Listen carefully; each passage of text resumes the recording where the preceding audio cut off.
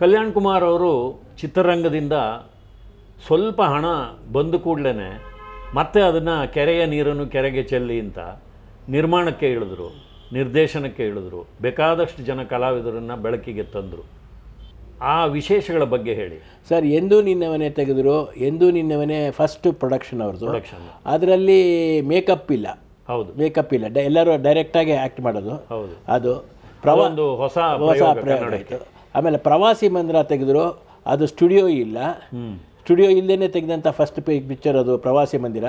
ರಾಜಾಜಿನಗರದಲ್ಲಿ NGF ಇದು ಇದಿದೆ, GE ಅನ್ನೋದೆಲ್ಲ ಪಕ್ಕದಲ್ಲಿ ಒಂದು ಪಾಳ್ಮನೆ ಇತ್ತು, ಅಲ್ಲಿ ತೆಗೆದಿದ್ದದು. ಅದು ಕೋರ್ಟ್ ಕೇಸಲ್ಲಿ ಇತ್ತು ಅದು, ಅಲ್ಲಿ ತೆಗೆದ್ರು. ಮೂರನೇ ಪಿಕ್ಚರು ಕಲ್ಲು ಸಕ್ಕರೆ ಅದು ಚಿಕ್ಕಮ್ಮ ನಾಟಕದ್ದು. ಅದು ಅಷ್ಟು ಸಕ್ಸಸ್ ಆಗಲಿಲ್ಲ. ಆಮೇಲೆ ಸ್ವಲ್ಪ ಏಟುಗಳು ಬಿತ್ತು. ಆಮೇಲೆ ಪೊಲೀಸ್ ತೆಗೆದ್ರೆ ಏನು ಮಾಡ್ದ, ಫೈನಾನ್ಸ್ ರಿಲೀಸ್ ಮಾಡಲ್ಲ ಅಂದ್ಬಿಟ್ಟ. ಹೌದು, ಫೈನಾನ್ಸ್ ಮಾಡೋದು, ನಾನು ರಿಲೀಸ್ ಮಾಡಿಬಿಟ್ಟೆ, ನನಗೆ ಗೇಟ್ ಬೀಳುತ್ತೆ, ನಾನು ರಿಲೀಸ್ ಮಾಡಲ್ಲ ಅಂದ್ಬಿಟ್ಟ. ಪೊಲೀಸಲ್ಲಿ ಕಲ್ಪನಾ ಒಳ್ಳೆ ರೋಲ್ ಇತ್ತು ಕಲ್ಪನಾಗೆ. ಅದು ಆಗ ಪತ್ರಿಕೆಗಳಲ್ಲಿ ತುಂಬ ಸ್ಟಿಲ್ ನೋಡ್ತಾ ಇದ್ವು, ಪೊಲೀಸ್ ಚಿತ್ರ ಬರುತ್ತೆ ಅಂತ. ನಮಗೂ ತುಂಬ ನಿರೀಕ್ಷೆ ಇತ್ತು, ಕಲ್ಯಾಣ್ ಕುಮಾರ್ ಕಲ್ಪನಾ ಒಳ್ಳೆ ಜೋಡಿ. ಆಮೇಲೆ ತಮಿಳಲ್ಲಿ ಒಂದು ಪಿಕ್ಚರ್ ತೆಗೆದ್ರು, ಅದು ಶ್ರುತಿನ ಹಾಕ್ಕೊಂಡು ತೆಗೆದ್ರು ಹೀರೋಯಿನ್ ಆಗಿ. ಆಮೇಲೆ ಸುನಿಲ್ ಪುರಾಣಿಕನ್ನ ಹಾಕಿ ಪಿಕ್ಚರ್ ಕಂಪ್ಲೀಟ್ ಆಯಿತು. ಫೈನಾನ್ಸರ್ ಏನು ಮಾಡ್ಬಿಟ್ಟ, ನಾನು ರಿಲೀಸ್ ಮಾಡಿಸ್ಬಿಟ್ರೆ ನನಗೆ ದುಡ್ಡಿಗೆ ಅಂದ್ಕೊಂಡ್ಬಿಡ್ತಾರೆ, ನಾನು ಮಾಡಿಸಲ್ಲ ಅಂದ್ಬಿಟ್ಟ. ಅದು ಕೂಡ ಹಾಗಿತ್ತು, ಭಾಳ ಚೆನ್ನಾಗಿತ್ತು ಅದು. ನೆಂಜಿಲ್ ಒಂದು ಊಂಜಲ್ ಅಂತ ತೆಗೆದ್ರು. ಅದೆಲ್ಲ ಶ್ರುತಿ ಸುನಿಲ್ ಪುರಾಣಿಕ್ ಹೀರೋಯಿನ್ ಆಗಿ ಬುಕ್ ಮಾಡಿದ್ರು. ಅದನ್ನು ಇದರಲ್ಲಿ ಈ ರೋಡ್ ಇದೆ ಸರ್, ಜಕ್ಕೂರ್ ಹತ್ರ, ಆ ರೋಡಲ್ಲಿ ತೆಗೆದಿದ್ದು ಒಂದು ಮನೆಯಲ್ಲಿ. ಅದನ್ನು ರಿಲೀಸ್ ಮಾಡಲಿಲ್ಲ. ಅದು ಅವ್ನು ಪ್ರೊಡ್ಯೂಸರ್ ಫೈನಾನ್ಸರ್ ರಿಲೀಸ್ ಮಾಡಲಿಲ್ಲ, ಬಿಡಕ್ಕೆ ಬಿಡಲಿಲ್ಲ. ಹಾಗಾಗಿ ಕನ್ನಡದಲ್ಲಿ ಒಂದು ಸಿನಿಮಾ, ತಮಿಳಲ್ಲಿ ಒಂದು ಸಿನಿಮಾ, ಇವ್ರು ಮಾಡಿದ ಸಾಹಸಗಳೆಲ್ಲ ಹೋಯ್ತು. ಹೊಳೆಯಲ್ಲಿ ಹುಣಸೆ ಹಣ್ಣು ಕಿವಿಸಿದಾಗ ನಮ್ಮ ದುಡ್ಡು ಹೋಯ್ತು, ಅವಾಗ ದುಡ್ಡು ಹೋಯ್ತು. ಸರ್, ಇನ್ನಷ್ಟು ಕಲ್ಯಾಣ್ ಕುಮಾರ್ ಅವರನ್ನು ಕುರಿತಂತೆ ನಿಮ್ಮ ನೆನಪಿನಲ್ಲಿ ಏನೇನಿದೆ ಹೇಳಿ. ನಮ್ಮ ವೀಕ್ಷಕರು ಕಾತರರಾಗಿದ್ದಾರೆ ನಿಮ್ಮ ಮಾತುಗಳನ್ನು ಕೇಳೋದಕ್ಕೆ.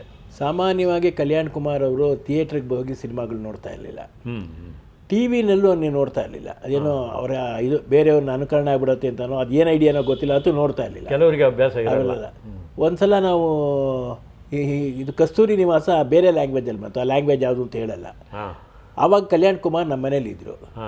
ಚೋಕಣ್ಣ, ಇದು ನೋಡು, ಈ ಸಿನಿಮಾ ಕನ್ನಡದಲ್ಲಿ ಸಿಕ್ಕಾಪಟ್ಟೆ ಪಾಪ್ಯುಲರ್ ಆಗೋಯ್ತು, ಇವತ್ತಿಗೂ ಎಲ್ಲ ರಾಜ್ಕುಮಾರ್ ನೆನೆಸ್ಕೋತಾರೆ ಅಂತಂದ್ವಿ. ಅಷ್ಟೊತ್ತಿಗಾಲಿ 8-10 ವರ್ಷ 12 ವರ್ಷವೂ ಆಗೋಯ್ತು ನಾವು ಕಸ್ತೂರಿ ನಿವಾಸ ಬಂದು.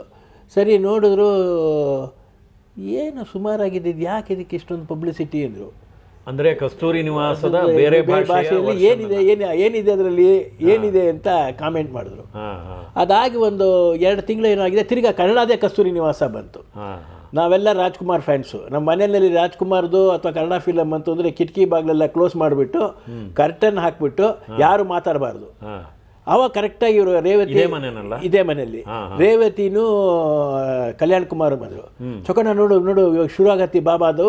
ಅವರು ನೆಲದ ಮೇಲೆ ಕೂತ್ಕೊಳ್ಳೋದು, ಚಪ್ಪಂಗಾಲ ಹಾಕೊಂಡು ಕೂತ್ಕೊಂಡ್ವಿ, ಎಲ್ಲ ಇದಾಯ್ತು. ಅವ್ರ ಊಟ ಮಾಡ್ಬಿಡ್ತೀವಿ, ಬೇಡ ಊಟ ಮಾಡ್ಕೊಂಬಂದಿನಿ, ಫಸ್ಟ್ ನೋಡ್ಬೋಣ ಅಂದರು. ಡಿಸ್ಟರ್ಬ್ ಆಗ್ಬಿಡುತ್ತಲ್ಲ ಅಲ್ಲಿ. ಸರಿ, ಸಿನಿಮಾ ಆಯಿತು, ಸಿನಿಮಾ ಎಲ್ಲ ನೋಡಾಯಿತು. ಸರಿ, ಮನೆಯಲ್ಲಿವರೆಲ್ಲ ಅಳಬೇಕಲ್ಲ, ಕಸ್ತೂರಿ ವಾಸ ನೋಡಿದ್ಮೇಲೆ ನೋಡಿದ್ರೆ ಮನೆಯವರೆಲ್ಲ ಅಳ್ತಾ ಇದ್ದಾರೆ. ನನ್ನ ಹೆಂಡತಿ, ನನ್ನ ತಂಗಿಯರು ಎಲ್ಲ ಮನೆಯವರೆಲ್ಲ ಅಳ್ತಾ ಇದ್ದೀವಿ, ನಾವು ಕೂಡ ಅಳ್ತಾ ಇದೀವಿ. ಆಮೇಲೆ ಒಂದು 5-10 ನಿಮಿಷ ಆದ್ಮೇಲೆ ಕಟ್ಟನ್ ತೆಗೆದ್ವಿ. ಕಟ್ಟಂತಂದ್ರೆ ಇವನು ಅಳ್ತಾ ಇದ್ದಾನೆ, ಕಲ್ಯಾಣ್ ಕುಮಾರ್. ಏನು ಚೊಕ್ಕಣ್ಣ ಅಂದರೆ, ಅವನೇ ಕಣೋ ರಾಜ, ಹೆಂಗೆ ಮಾಡಿದ, ನಳಿಸ್ಬಿಟ್ನಲ್ಲೋ, ಅವ್ನು ಅಳ್ಳಿಲ್ಲ, ನಮ್ಮನ್ನು ನಳಿಸ್ಬಿಟ್ನಲ್ಲೋ, ಹಿ ಈಸ್ ಗ್ರೇಟ್ ಅಂದರು. That is all he was having the opinion about Rajkumar. And we are proud to say that he was a fan of this man. ಬೇರೆಯವ್ರು ಏನು ಹೇಳ್ತಾರೆ ನಮಗೆ ಬೇಡ, ಅದು ವಿ ಫೀಲ್ ವಾಟ್ ಈಸ್ ಇದು. ಸೊ ಇವತ್ತಿಗೂ ಅಷ್ಟೇ ನಾವು ಭಾಳ ಸಂತೋಷ ಪಡ್ತೀವಿ. ಇವಾಗಲೂ ಕಸ್ತೂರಿ ನಿವಾಸ ಬಂದು ನೋಡ್ತೀವಿ, ಇರೋ ಫ್ಯಾಕ್ಟ್ ಹೇಳ್ತೀವಿ. ಇಲ್ಲಿ ನಮ್ಮ ಮನೆಯಲ್ಲಿರೋ ಮಕ್ಕಳು ಎಲ್ಲರೂ ರಾಜ್ಕುಮಾರ್ ಫ್ಯಾನ್ಸು. ನಾವೆಲ್ಲ ಹಳೆ ಫಿಲಮ್ಸ್ಗೆ ಇಷ್ಟಪಟ್ಟರೆ ಅವರು ಹೊಸ ಫಿಲಮ್ಸ್ ಇಷ್ಟಪಡ್ತಾರೆ ಅಷ್ಟೇ.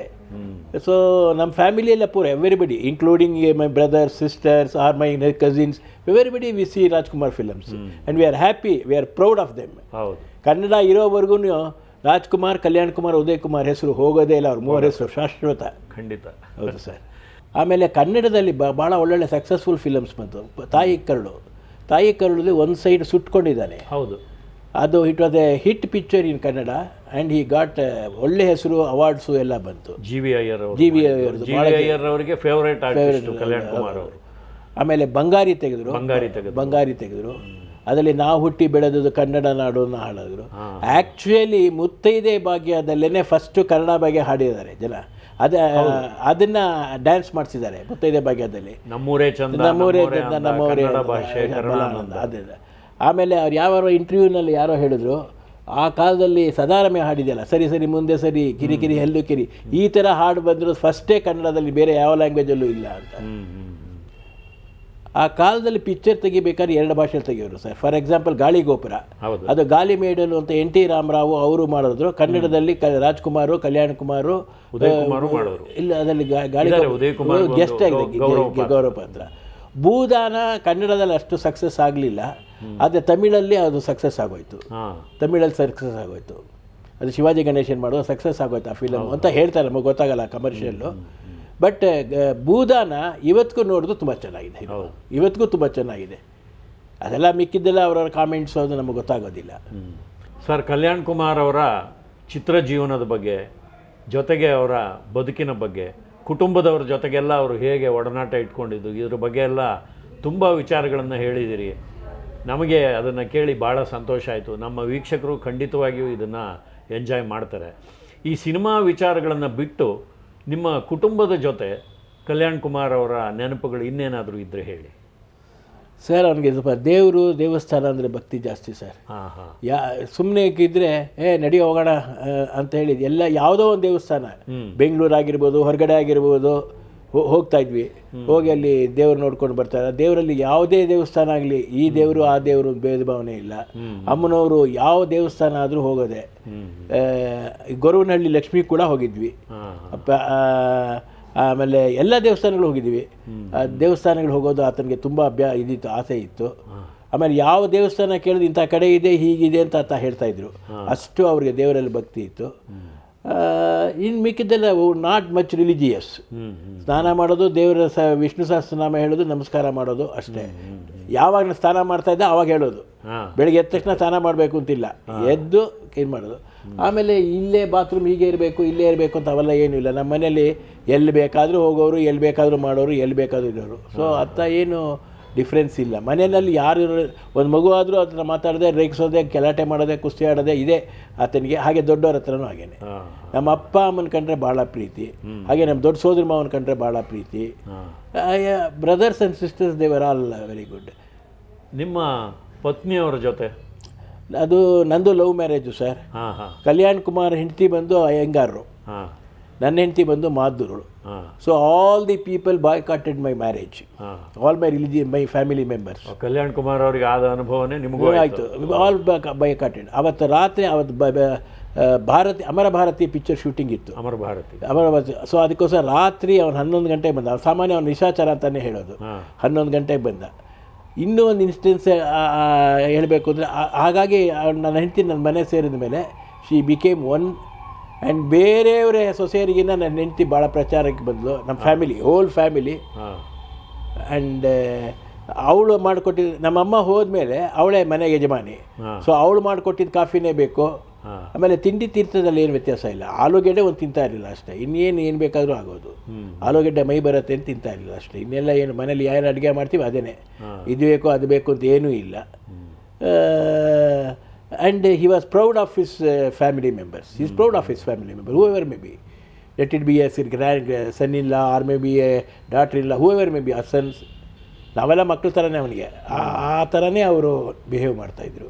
It may not be myself, ನನ್ನ ಕಸಿನ್ಸ್ ಇರ್ಬೋದು.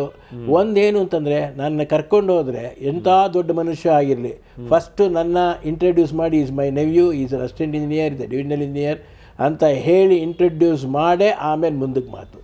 This holds good even when we met in ಮಡ್ರಾಸಲ್ಲಿ ಇದು ಮಾಡಿದ್ವಾಗ ಶಿವಾಜಿ ಗಣೇಶನ್ಗೆ, ಜೈಮಿನಿ ಗಣೇಶನ್ಗೆ ಯಾರನ್ನೇ ಮೀಟ್ ಮಾಡಲಿ, ಇವನು ನಮ್ಮ ಇದು. ಒಂದು ಸಲ ನಮ್ಮ ಅಜ್ಜ ಅಜ್ಜಿ ತಾಯಿ ಅಂದರೆ ನಮ್ಮ ಕಲ್ಯಾಣಮ್ಮನ ರಾಘವಾಚಾರ್ಯನ ಮಡ್ರಾಸಕ್ಕೆ ಕರ್ಕೊಂಡು ಹೋದ. ಪ್ಲೇಮೌತ್ ಕಾರಲ್ಲಿ ಕರ್ಕೊಂಡು ಹೋಗಿ ಅವಾಗ ಭಾಳ ವಯಸ್ಸಾಗಿತ್ತು ಅವ್ರಿಗೆ. ನಾನು ಶೂಟಿಂಗಲ್ಲಿ ಇರ್ತೀನಿ, ಕರ್ಕೊಂಬರ್ತಾನೆ ಡ್ರೈವರು ಅಂತೇಳಿ ಹೋದಾಗ ಸತ್ಯ ಸ್ಟುಡಿಯೋಸಲ್ಲಿ ಪಾಶಮ್ ಅನ್ನೋ ಪಿಕ್ಚರು ಶೂಟಿಂಗ್ ನಡೀತಾ ಇತ್ತು. MGR ನೋಡಿದ್ರಂತೆ, ಓಡ್ ಬಂದು ತಬ್ಕೊಂಡು ಇವ್ರು ಯಾರು ಅಂತ ಕೇಳಿದ್ರಂತೆ. ಇವ್ರು ಕಲ್ಯಾಣ್ ಕುಮಾರ್ ತಾಯಿ ತಂದೆ ಅವಾಗ ಭಾಳ ಖುಷಿ ಆಗ್ಬಿಟ್ರಂತವ್ರು. ಹಾಲ್ ತರಿಸಿ ಕೊಟ್ಟು ಆವಾಗ ಕಲ್ಯಾಣ್ ಕುಮಾರ್ ಓಡ್ ಬಂದಂತೆ. ಶಿವಾಜಿ ಗಣೇಶನ್ ಆಗಿರ್ಬೋದು, ಅವ್ರು ನಮ್ಮ ಅಜ್ಜಿಯವ್ರಿಗೆ ಯಾರು ಅಂತ ದೊಡ್ಡ ಮನುಷ್ಯರು ಅಂತ ಅವ್ರಿಗೆ ಗೊತ್ತಿಲ್ಲ ಪಾಪ, ಅವ್ರು ದೇವರ್ ನಾಟ್ ನೋಯಿಂಗೆ. ಆ ತರಹ ಇದು ಅವ್ರಿಗೆ ಅದೃಷ್ಟ ಇತ್ತು ಸರ್. ಆಮೇಲೆ ಕಲ್ಯಾಣ್ ಕುಮಾರ್ ತಾಯಿ ಥರನೇ ಇವರಿದ್ದರು, ಮುಖ ಎಲ್ಲ. ಇನ್ನೊಂದು ಇನ್ಸಿಡೆನ್ಸ್ ಹೇಳಬೇಕು ಅಂದರೆ, ಯಾರೋ ಒಬ್ಬರು ನಮ್ಮ ರಿಲೇಷನ್ ಒಬ್ಬರು ಸೈಟ್ ತೊಗೊಳಕ್ಕೆ ಬಂದು, ನಾನು ಯಾರು ಏನು ಅಂತಾನೆ ಗೊತ್ತಿಲ್ಲ. ನಮ್ಮ ತಾಯಿಯವ್ರ ಫೋಟೋ ನೋಡ್ತಾ ಇದ್ದಾರೆ, ಅವ್ರ ಕಡೆ ಒಬ್ಬರು ಅಲ್ಲಿ ದುಡ್ಡು ವ್ಯವಹಾರ ಅಂತ ಹಾಲಿಗೆ ಕರ್ಕೊಂಡು ಹೋದೆ. ಅವರು ಸರ್ ನಮ್ಮ ತಾಯಿ ಯಾರು ಅಂತ ಕೇಳಿದ್ರು. ನಾನು ನಮ್ಮ ತಾಯಿ ನಮ್ಮ ತಂದೆ, ನಮ್ಮ ಅಜ್ಜ ನಮ್ಮ ಅಜ್ಜಿ ಅಂತ ಹೇಳಿದೆ. ಇಲ್ಲ ಸರ್ ಅವ್ರು ಯಾರು ಅಂದರು. ನಾನು ನಮ್ಮ ತಾಯಿ ರೀ ಯಾಕೆ ಹಂಗೆ ಕೇಳ್ತೀರಾ ಅಂದೆ. ನನಗೇನು ಗೊತ್ತೇನು ಕೇಳ್ತಾರೆ. ಇಲ್ಲ ಸರ್ ಅವರು ಆರ್ಟಿಸ್ಟ್ ಇರಬೇಕು ಅಂದರು. ಖಂಡಿತ ಇಲ್ಲಪ್ಪ, ಅವ್ರ ಪಕ್ಕ ಹೌಸ್ ವೈಫು, ಇನ್ನೇನು ಆರ್ಟಿಸ್ಟ್ ಇಲ್ಲ ಅಲ್ಲಲ್ಲ ಅದೇ. ಸ್ವಲ್ಪ ಹೊತ್ತು ಹಾಗೇ ನೋಡ್ತಾ ಇದ್ದಾರೆ ಅವರು. ಆಮೇಲೆ ಇಲ್ಲ ಸರ್ ನೀವು ಸುಳ್ಳು ಹೇಳ್ತಾ ಇದ್ದೀರಾ ಅಂದರು. ನನಗೆ ಅವಾಗ ಫ್ಲ್ಯಾಶ್ ಆಯಿತು, ಓ ಕಲ್ಯಾಣ್ ಕುಮಾರ್ ಬಗ್ಗೆ ಕೇಳ್ತಾರೆ ಅಂತ. ಕಲ್ಯಾಣ್ ಕುಮಾರ್ ಬಗ್ಗೆ ಕೇಳ್ತೀರಿ ಅಂದರೆ, ಏನು ಸರ್ ನೀವು ಅವ್ರು ನೋಡಿದ್ರೆ ಹೇಳ್ಬೋದು ಅಂತಂದರು. ನಮಗೆ ಗೊತ್ತಾಗೋದಿಲ್ಲ ಅಡ್ಕ ತಂಗೇರು ಅಂತ. ಕಲ್ಯಾಣ್ ಕುಮಾರ್ ಅವರ ಹೋಲಿಕೆ ಇದೆ ಅಂತ ಅದು ಫೋಟೋದ್ರ. ಆ್ಯಕ್ಚುಲಿ ಆ ಫೋಟೋ ಅಷ್ಟು ಇದಾಗಿಲ್ಲ. ನಿಮಗೆ ಬೇಕಾದರೆ ನಾನು ಅವರ ಅಣ್ಣ ತಮ್ಮಂದರು ಇರೋದು ವಿಡಿಯೋ ಕೊಡ್ತೀನಿ, ಅದು ಕೊಡ್ತೀನಿ. ಆಮೇಲೆ ಅವರ ತಾಯಿ ತಂದೆ ಮಧ್ಯ ಇವ್ರ ಫೋಟೋ ತೆಗೆಸ್ಕೊಂಡು ಚಿಕ್ಕ ವಯಸ್ಸಿನ ಫೋಟೋ ಕೊಡ್ತೀನಿ. ನಿಮ್ಗೆ ಇನ್ನೇನು ಬೇಕಾದರೂ ಇನ್ಫಾರ್ಮೇಷನ್ ಬೇಕಾದರೆ ಕೊಡ್ತೀನಿ. ಯಾಕೆಂದರೆ ನಾವು ಆ ಕತೆ ಪುಸ್ತಕ ಬರೆಯೋದಕ್ಕೋಸ್ಕರ ಎಲ್ಲರನ್ನೂ ಮೀಟ್ ಮಾಡಿದ್ವಿ. ಸೊ ತಮಗೆ ಯಾವಾಗ ಸಮಯ ಆಗುತ್ತೆ ನಾನೆಲ್ಲ ತೆಗೆದಿಟ್ಟಿರ್ತೀನಿ, ತಾವು ನೋಡ್ಬೋದು, ತಮ್ಗೆ ಯಾವ್ದು ಬೇಕಾದರೂ ತೊಗೋಬೋದು. ಖಂಡಿತ. ಡಾಕ್ಟರ್ ಮೋಹನ್ ಕುಮಾರ್ ಅವರು ಭಾಳ ಕಷ್ಟಪಟ್ಟರು. ನಾನು ಅವರು ದ್ವಾರಕಿ ಅಂತ ನನ್ನ ಕಸಿನ್ ಇದ್ದಾನೆ, ನಾವು ಮೂವರು ಭಾಳ ಕಡೆ ಹೋಗ್ತಾಯಿದ್ವಿ. ಹೋಗಿ ಎಲ್ಲರೂ ಮೀಟ್ ಮಾಡಿ, ಯಾಕೆಂದರೆ ನಾವು ಸಿನಿಮಾ ಒಳಗಡೆ ಏನಾಗ್ತಾಯಿದೆ ನಮ್ಗೆ ಗೊತ್ತಿಲ್ಲ. ಸಿನಿಮಾ ಒಳಗಡೆ ಏನಾಗ್ತಾಯಿದೆ ನಾವು ಮನೆಯವರು ಅಷ್ಟೇ. ಹೌದು. ಸಿನಿಮಾ ಒಳಗಡೆ ಏನಾಗ್ತದೆ ಅದೆಲ್ಲ ನಾವು ಇವತ್ತಿಗೂ ಗೊತ್ತಿಲ್ಲ, ಅವತ್ತಿಗೂ ಗೊತ್ತಿಲ್ಲ. ಯಾವುದೋ ಒಂದು 2 ಇನ್ಸಿಡೆನ್ಸ್ ಹೇಳಿದ್ದೀನಿ ಅಷ್ಟೇ. ಹಾಗೇನೆ ವೀಕ್ಷಕರಿಗೆ ಸಿನಿಮಾ ಬಗ್ಗೆ ಗೊತ್ತಿರುತ್ತೆ, ಕುಟುಂಬದೊಳಗೆ ಏನಾಗ್ತಾ ಇರುತ್ತೆ ಅಂತ ಗೊತ್ತಿರೋದಿಲ್ಲ. ಅದಕ್ಕೆ ನಿಮ್ಮಂಥವ್ರನ್ನ ಕೇಳಿದ್ರೆ ಗೊತ್ತಾಗುತ್ತೆ. ಅಲ್ಲ, ಈ ಆರ್ಥಿಕ ಸ್ಥಿತಿ ಯಾವುದೋ ಒಂದು ಇದರಲ್ಲಿ ನೋಡಿದೆ, ಹೊಟ್ಟೆಗಿಲ್ದೇ ನೆಲದ ಮೇಲೆ ಹರ್ಕಲು ಬಟ್ಟೆ ಹಾಕೋ, ಅವೆಲ್ಲ ಸುಳ್ಳು ಸರ್, ಸುಳ್ಳು, ಅವೆಲ್ಲ ಸುಳ್ಳು. ಬೇಕಾದಷ್ಟು ಬಟ್ಟೆಗಳಿತ್ತು, ಆದ್ದರಿಂದ ಬಟ್ಟೆಗಳು ಇದು. ಆಮೇಲೆ ಯಾರೋ ಹೇಳೋದು ಅಲ್ಯೂಮಿನಿಯಂ ಪಾತ್ರೆ, ಅವೆಲ್ಲ ಸುಳ್ಳು ಸರ್. ದೇವರು ಉತ್ತಮವಾದ ಮಟ್ಟದಲ್ಲಿ ಇರಲಿಲ್ಲ, ಆದರೆ ಬಡತನ ಊಟಕ್ಕಿಲ್ಲ ಅನ್ನೋ ಸ್ಟೇಜೇನೇ ಇರಲಿಲ್ಲ. ಇಲ್ಲಿ ಇವನ್ ಮಾಡೋರು ಡೆಫಿನೆಟ್ಟಾಗಿ ಇಟ್ ವಾಸ್. ಆ್ಯಂಡ್ ಲಾಸ್ಟ್ ಸ್ಟೇಜಸ್ಸಲ್ಲೂ ಈ ವಾಸ್ ಹ್ಯಾವಿಂಗ್ ಫುಲ್ ಮನಿ. ನಾನೇನು ಒಂದು ಪೈಸಾ ಕೊಟ್ಟಿಲ್ಲ ಅವಾಗ. ಮಧ್ಯ ಎಲ್ಲ ಏನಕ್ಕೂ ಕೊಟ್ಟಿರ್ತೀನಿ, ಅವೆಲ್ಲ ಪರ್ಸ್ನಲ್, ಅದು ಬೇಕಾಗಿಲ್ಲ. ಲಾಸ್ಟಲ್ಲೆಲ್ಲ ಅವ್ನು ತಿರ್ಗಾ ಸಿನಿಮಾಗೆ ಬಂದಮೇಲೆ ಈ ವಾಸ್ ವೆರಿ ವೆಲ್ ಆಫ್. ಯಾರೋ ಹೇಳಿದ್ರು, ನನಗೆ ಅದು ಹೇಳೋಕ್ಕೆ ಇಷ್ಟ ಇಲ್ಲ. ಹೀರೋಗಳು ಎಷ್ಟು ದುಡ್ಡು ತೊಗೋತಾರೆ ಅಷ್ಟು ದುಡ್ಡು ಕೇಳೋರು ಇವರು ಅಂತ ಹೇಳೋರು. ಅಲ್ಲಿಗೆ ಅವ್ರ ವೈಯಕ್ತಿಕ ಬದುಕಲ್ಲಿ ಎಷ್ಟಿರ್ಬೋದು ಅಂತ ನೋಡ್ಕೊಳ್ಳಿ. ಅವ್ರಿಗೆ ಸಿಗರೇಟು ಬಿಟ್ಟರೆ ಇನ್ಯಾವ ಚಟವೂ ಇರಲಿಲ್ಲ. ಆ ಸಿಗರೇಟೇ ಆಗಬೇಕು, ಅದೇ ಬೇಕು, ಅದು ಬಿಟ್ಟರೆ ಇನ್ಯಾವ ಚಟಗಳು ಇರಲಿಲ್ಲ. ಅವನಿಗೆ ನನ್ನ ಹೆಂಡತಿ ಅಂದರೆ ಭಾಳ ಇಷ್ಟ. ಯಾಕೆ ಅಂತಂದರೆ ಅವ್ರು ಭಾಳ ಚೆನ್ನಾಗಿ ನೋಡ್ಕೋತಾರೆ. ನಮ್ಮ ತಂದೆಗೆ ಹೇಳೋನು, ಏನು ನಿನ್ನ ಸೊಸೆ ನನ್ನ ನೋಡ್ಕೋತಾಳೆ ಭಾವ ಅಂತ. ಅದನ್ನು ನಮ್ಮಲ್ಲಿ ಅತ್ತಂಬಿ ಅಂತ ಕರಿತೀವಿ, ಭಾವನೆ ಅತ್ತಂಬಿ ಅಂತ ಕರಿತೀವಿ. ಅತ್ತಂಬಿ ಅಂತ ಜಗಳ ಆಡೋನು. ಆತ ಲಾಸ್ಟ್ ಸ್ಟೇಜಸ್ಸಲ್ಲಿ ಅವ್ರು ಡಾಕ್ಟ್ರ್ ಬಂದು ಹೇಳಿದ್ರು, ಬೇಡ sir, give him comfortable death, keep him in hospital, ಆಕ್ಸಿಜನ್ನು ಇದು ಎಲ್ಲ ಕೊಡೋಣ, ಕಂಫರ್ಟಬಲ್ ಡೆತ್ ಇರುತ್ತೆ ಅಂತ. ಆವಾಗ ಒಂದು ಸಲ ICU ಇಂದ ತಿರ್ಗಿ ವಾಪಸ್ಸು ರೂಮ್ಗೆ ಹಾಕಿದ್ವಿ, ವಾರ್ಡ್ಗೆ ಹಾಕಿದ್ವಾಗ ಈ ಮೇ ಗೋ ಫಾರ್ ಅನ್ಕಾನ್ಷಿಯಸ್ನೆಸ್ ಅನ್ನೋದು ಗೊತ್ತಾಗ್ತಾಯಿತ್ತು. ಆವಾಗ ಆಕ್ಸಿಜನ್ ಇದರಲ್ಲಿ ಹೀಗೆ ಕೈ ಹೀಗಂದರು. ನಾನು ಬಂದೆ, ಮೊಸರು ಏನು ಚೊಕಣ್ಣ ಅಂದೆ. ಆಕ್ಸಿಜನ್ ತೆಗೆದು, ಕಾಫಿ ಬೇಕಣೋ ಅಂದರು. ತರಿಸ್ತೀನಿ ಅಂದ್ಬಿಟ್ಟು ಬಾಬಾ ಅಲ್ಲಿ ತೆಗೆದು, ಏನು ಲತಮ್ಮ ಕಾಫಿ ತರಿಸಿದ್ರು. ಈಗ ವೈಫ್ ಹೆಸರು ಲತಮ್ಮ ಅಂತ, ಅವರೆಲ್ಲ ಕರಿತಾರೆ ಲತಮ್ಮ ಅಂತಾನೆ. ಸೊ ಕ್ಲೋಸ್ ಮಾಡಿಬಿಟ್ಟು ಓಡ್ ಬಂದು ಕೆಳಗಡೆಯಿಂದ ಫೋನ್ ಮಾಡಿ ಮನೆಗೆ, ನನ್ನ ಮಗ ಇದ್ದ, ಅವ್ನ ಕರ್ಕೊಂಡು ನಾನು ನಿನ್ನ ವೈಫಿಗೆ ಹೇಳಿದೆ, ಬೇಗ 5 ನಿಮಿಷದಲ್ಲಿ ಬರಬೇಕು ನೀನು ಫ್ಲಾಸ್ಕಲ್ಲಿ ಕಾಫಿ ಅಂತ. ತೊಗೊಂಬಂದ್ರೆ 2 ಸ್ಪೂನ್ ಕುಡಿಸಿದ್ರು. ಅವಳ ಮಕ್ಕ ನೋಡಿದ್ರು, ನಮ್ಮ ಮಕ್ಕ ಎಲ್ಲ ನೋಡಿದ್ರು. ಅಷ್ಟರಲ್ಲಿ ತಿರ್ಗಿ ಹೀಗಂದರು. ಶಿವರಾಮ್ ಸಿಗರೇಟ್ ಹಚ್ಚಿ ಆಕ್ಸಿಜನ್ ಮೇಲೆ ಇಟ್ಟರು. ಥ್ಯಾಂಕ್ಸ್ ಅಂದರು. ಅದು ಎಕ್ಸ್ಪ್ರೆಸ್ 5 ಹಚ್ಚಿದ್ರು, ಇದ್ರ ಮೇಲೆ ಇಟ್ಟರು. Event unconsciousness. ಆಮೇಲೆ ಒಂದು 5 ನಿಮಿಷಕ್ಕೆ we asked him to shift to ICUನಲ್ಲಿ ಸ್ವಲ್ಪ ಹೊರಗಡೆ ಹೋಗೋದು ಬರೋದು ಮಾಡ್ತಾಯಿದ್ವಿ, ನಾನು ದ್ವಾರಕಿ. ರಾತ್ರಿ 11 ಶಿವರಾಮ್ ಅವರು ನನ್ನ ಮಾರುತಿ ಕಾರಲ್ಲೇ ಮಲ್ಕೊಂಡಿದ್ರು. ರಾತ್ರಿ 11 ಗಂಟೆಯಿಂದ ಬೆಳಗಿನ ಜಾವ ಹೆಚ್ಚು ಕಮ್ಮಿ 3-3:15 ಇರಬೇಕು. ಅಲ್ಲಿವರೆಗೂ ನಾವಿಬ್ಬರು ಕೈಯಲ್ಲೇ ಹಿಡ್ಕೊಂಡಿದ್ವಿ, ಒಬ್ಬರು ಕೈ ಒಬ್ಬರು. Last stages came. ಇಹಲೋಕ ವ್ಯಾಪಾರವನ್ನು ಮುಗಿಸೋದು.